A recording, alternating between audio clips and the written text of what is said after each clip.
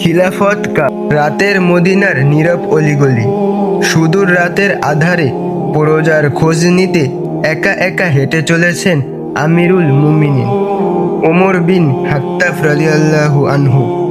হাঁটতে হাঁটতে শহরের এক কোণে একটি জীর্ণ কুঁড়েঘরের সামনে এসে থামলেন তিনি।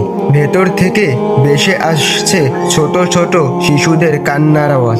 ভিতরে প্রবেশ করে খলিফা দেখেন এক অসহায় মা চুলার পাশে বসে আছেন। পাশে ক্ষুধার্ত শিশুরা না খেয়ে কান্নাকাটি করছে। ঘরের চেহারা জুড়ে কেবল অভাব আর দারিদ্র্য। খলিফা কৌতূহলী হয়ে চুলার বসা হাড়ির দিকে তাকালেন। দেখলেন হাড়িতে শুধু পানি আর পাথর ফুটছে। চোখের জল নিয়ে মা দীর্ঘশ্বাস ফেলে বললেন, বাবা, আমার বড্ড ক্ষুধার্ত, ঘরে খাবার মতো কিছু নেই, তাই পাথর সিদ্ধ বসিয়েছি যেন শিশুরা মনে করে খাবার রান্না হচ্ছে আর কাঁদতে কাঁদতে তারা ঘুমিয়ে যায়।